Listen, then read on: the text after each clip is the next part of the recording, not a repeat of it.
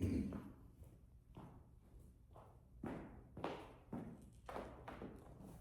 copy, chapter 44, part B. She couldn't stop now, so she kept on going. Luke's files were next. She found the same thing. Her twin's picture stared at her. Luther Allen, number 1. There were 200 Lukes in all, just like the Lillys. Several of the Lukes were dead, along with a handful of Lily's clones. What's the numbers mean? She and Luke were both number 1. Did this mean they were the originals? And then she noticed a folder labeled Reproductive Schedule. She opened the folder, which listed all the boys' names and all of the girl names. There were several lists, actually. Each list paired up with boys and girls differently.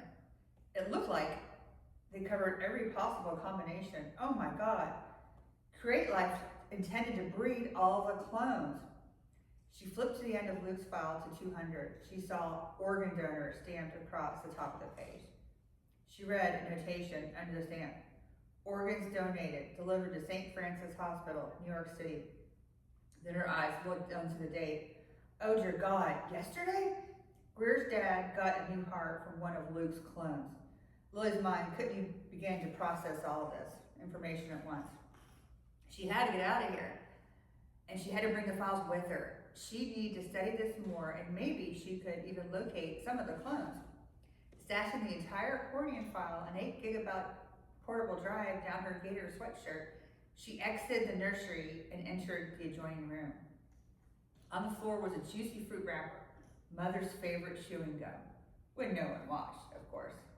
Lily whispered, "Mother?" After failing to receive any sort of response, Lily caught a whiff of her mother's favorite perfume, Shalimar. She followed the scent. It grew stronger the closer she walked to a wall of cabinetry. Did her mother collect evidence in this room? Did they capture her too? Did they lock her up behind these doors? Lily took a deep breath and prepared herself for the worst, Mother's dead body. As Lily opened the doors, she closed her eyes and did the sign of the cross. Mother wasn't there, thank goodness. However, she did find some sort of cold storage for what looked like, dear God, embryos and fetuses. Even worse than what these tubes contained were the labels they bore. Lily, number 211 through 220. Luther, number 211 through 220.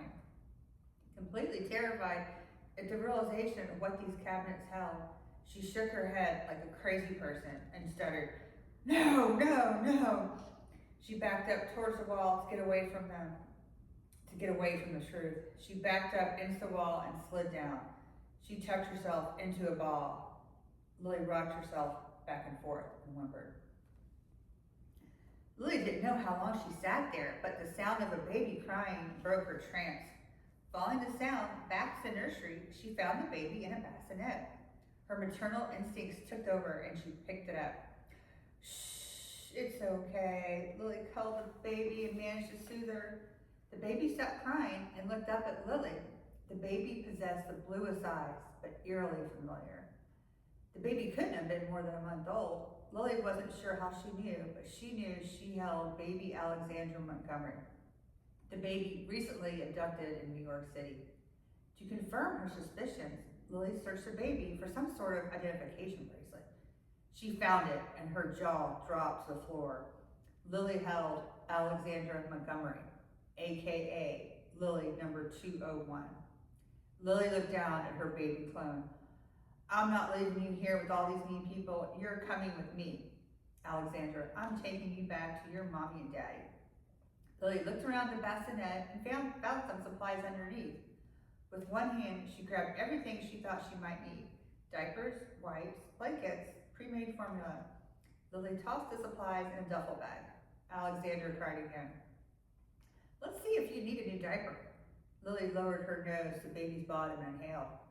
"God bless America, I'd cry like that too if my panties stank." She placed the baby on the changing table and changed the diaper for the very first time. She washed her hands and wrapped Alexandra in a blanket. She retrieved a bottle of pre-made formula and shook it. "Are you hungry? Here you go." Lily placed a nipple into the baby's mouth and watched her eat. She drained most of the bottle and fell asleep in Lily's arms. "Good girl. We gotta go." Bye-bye, she whispered. Come back for chapter 45 next.